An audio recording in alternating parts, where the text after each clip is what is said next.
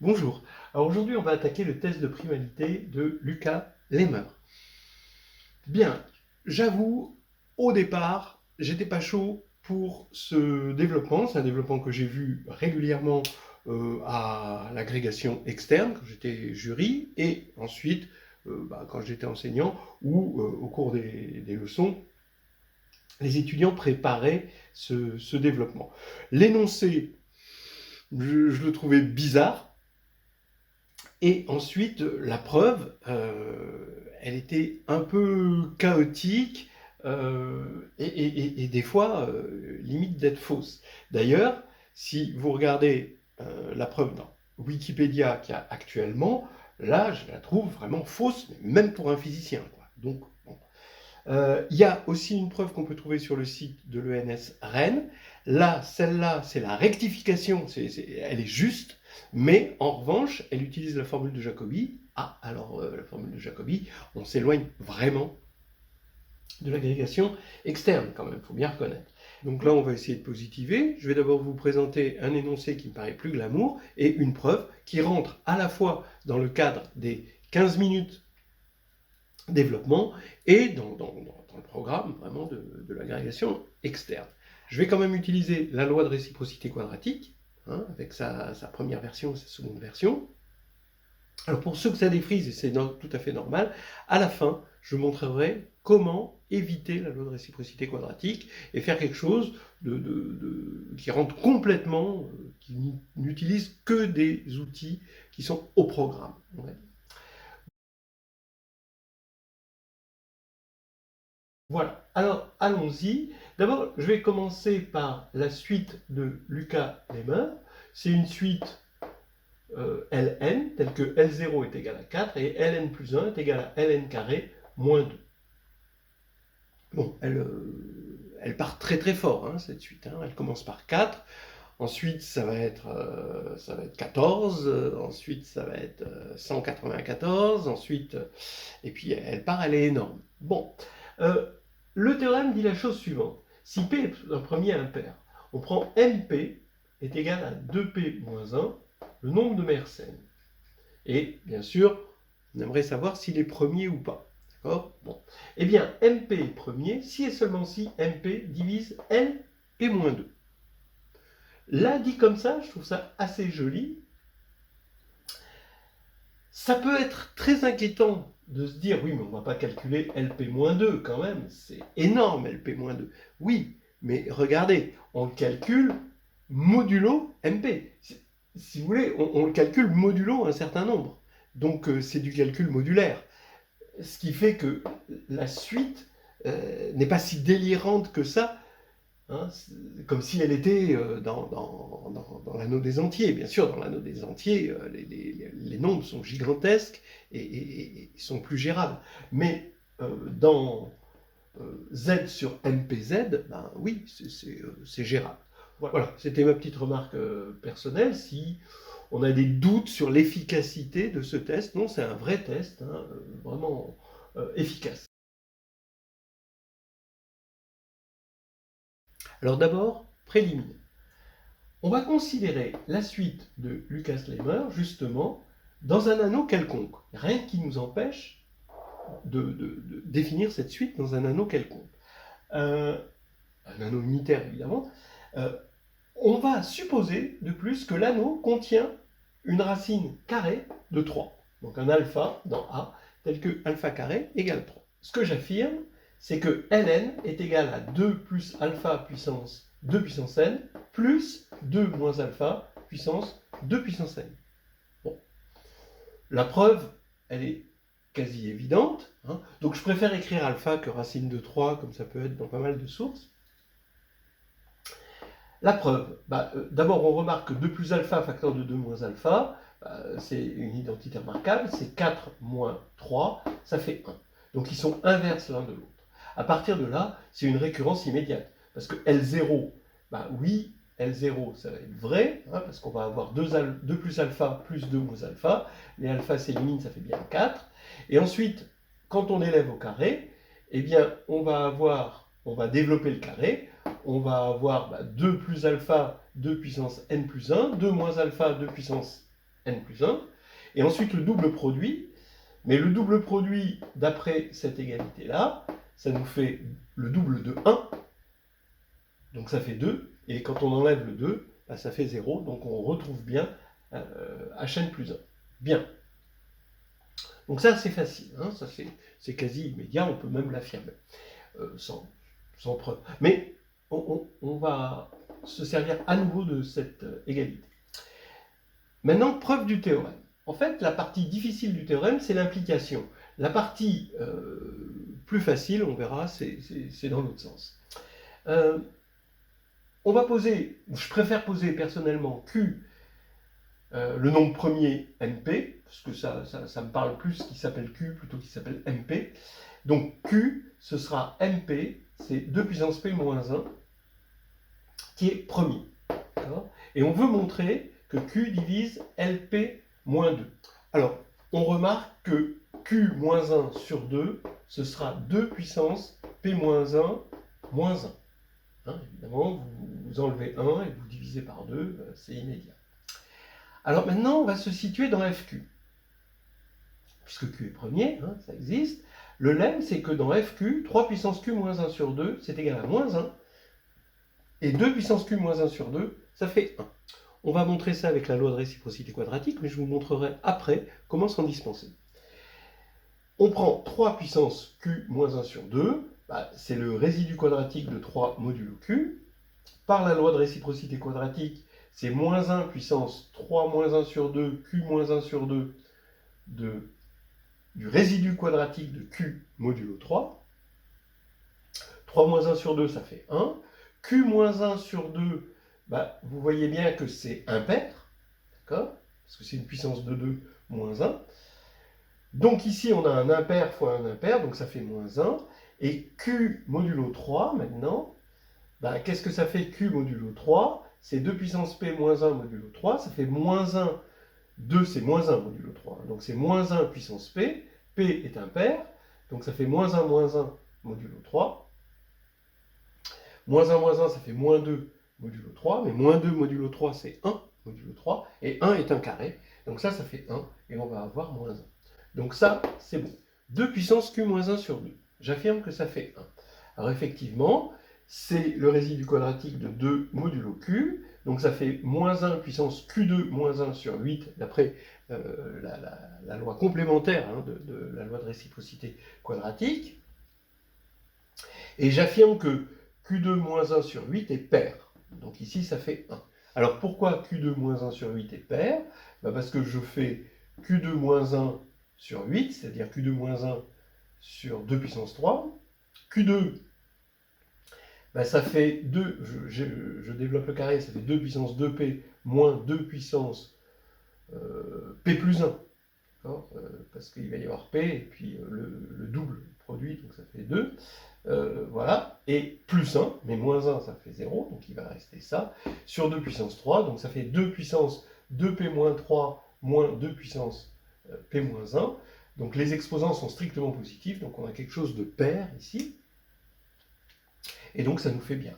Donc maintenant, on est paré pour l'implication.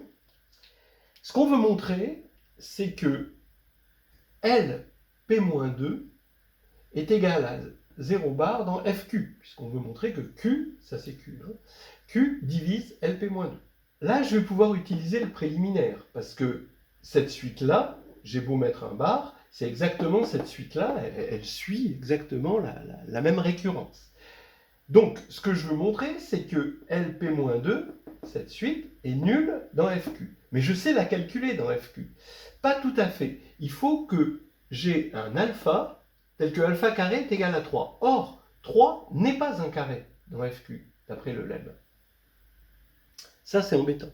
Donc, qu'est-ce qu'on va faire? On ne va pas travailler dans FQ, on va travailler dans FQ2. Parce que dans FQ2, eh bien, évidemment, on va avoir toutes les racines carrées qu'on pourra avoir dans FQ. En particulier la racine de 3. Donc, maintenant, je vais pouvoir écrire cette formule. Avec P-2 ici à la place de N.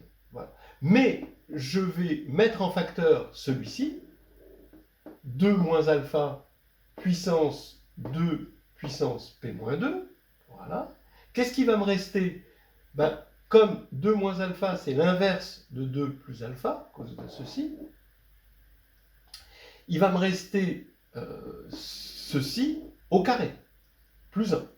Donc 2 plus alpha, exposant 2, ben, P moins 2 fois 2, c'est-à-dire 2 puissance P moins 1, et plus 1. Voilà. Alors, donc maintenant, mon LP-2 vaut ceci. Et je veux montrer qu'il est nul. Qu'il soit nul dans FQ2 ou qu'il soit nul dans FQ, c'est pareil. Je m'assure que ça, c'est non nul. Bah oui, puisque alpha est différent de 2. On revient toujours. Pourquoi? Bah parce que quand j'élève au carré, j'ai 3 qui est différent de 4. Et ça, c'est parce que 1 est différent de 0. C'est toujours plaisant de retomber sur cette inégalité. Cette non-égalité.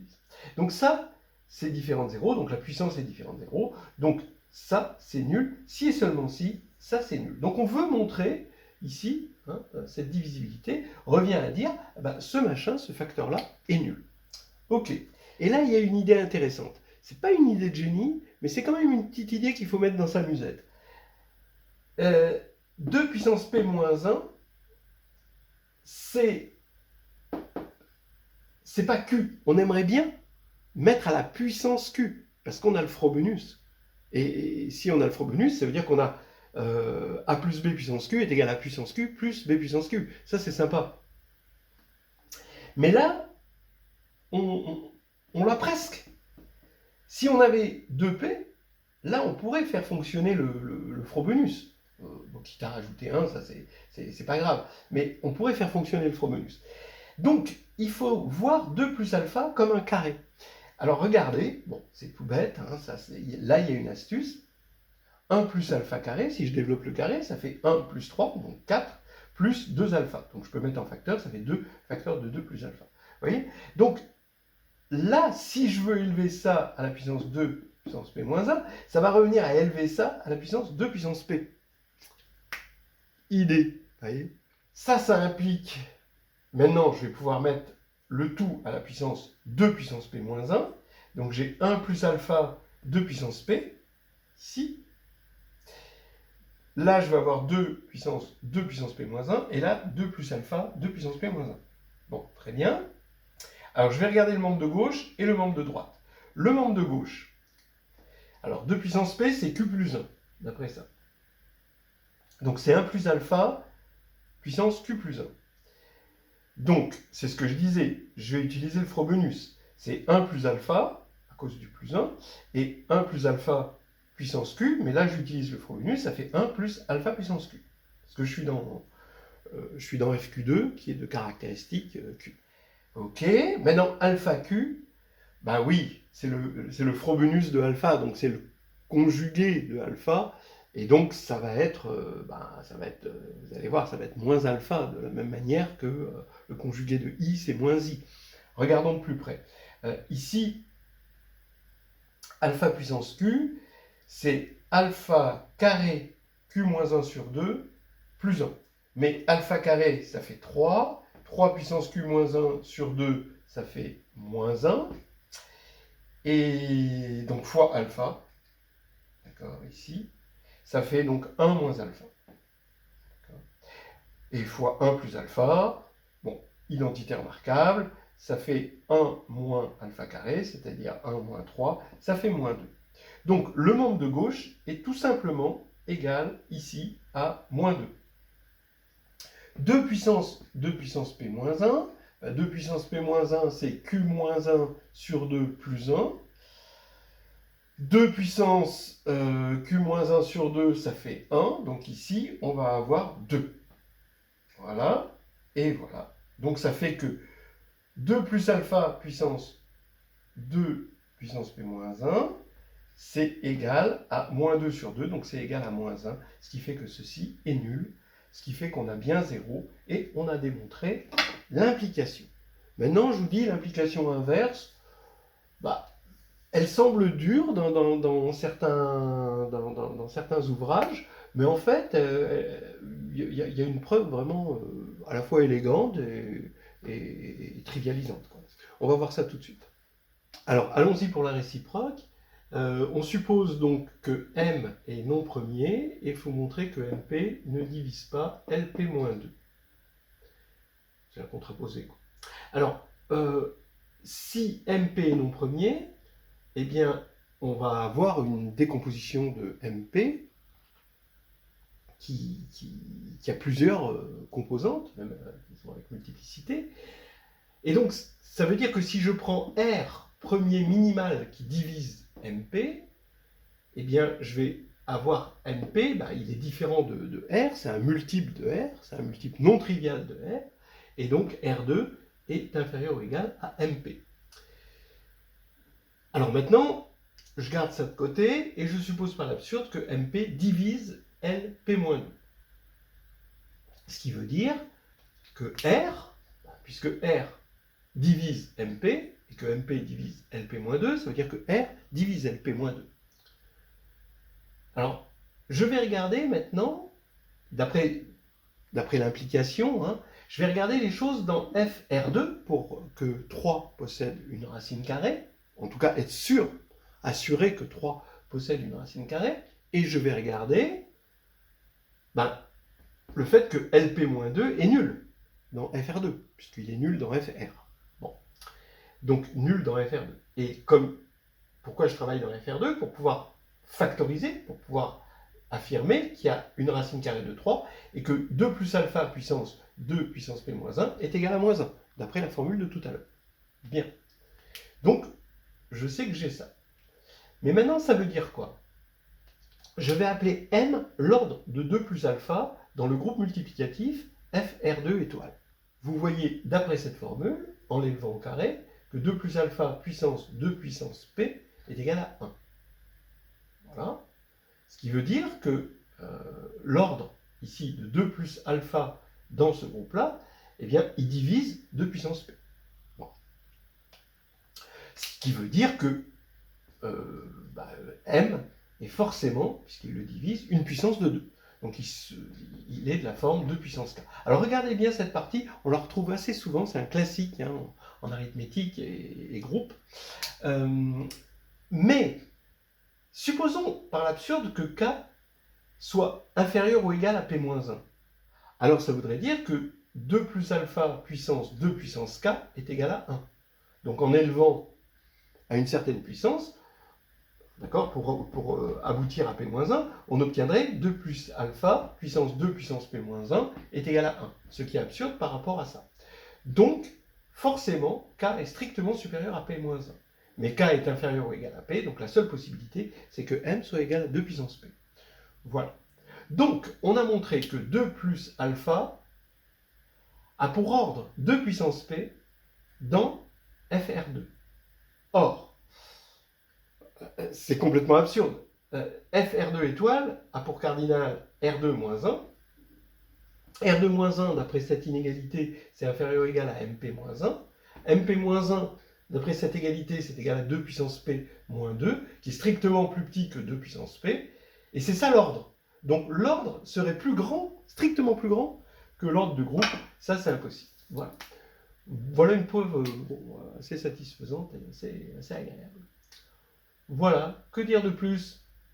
Oui, on va essayer de démontrer, avec des moyens complètement élémentaires, le lemme de tout à l'heure, où on a utilisé la loi de réciprocité quadratique. Alors voici une preuve qui n'utilise pas la loi de réciprocité quadratique. Vous allez voir que c'est pas difficile, ça vaut le coup de le regarder, surtout pour l'histoire de moins 3, parce que c'est quand même un classique. Alors pour 2, on avait utilisé la loi complémentaire de la loi de réciprocité quadratique.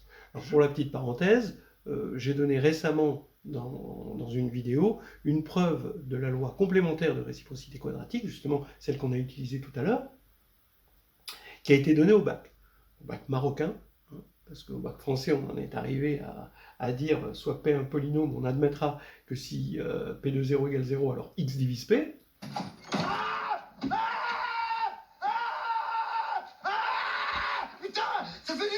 Ça fait du bien, vas-y là.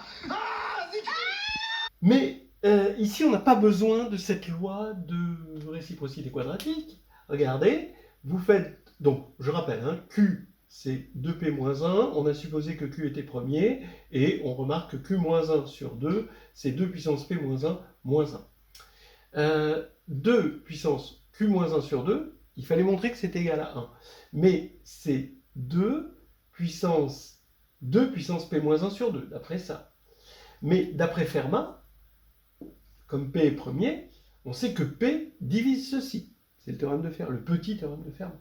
Donc ça veut dire que c'est 2 puissance P, K. K, c'est justement le quotient de ça par P. Maintenant, ça fait 2 puissance P puissance K, mais 2 puissance P modulo Q.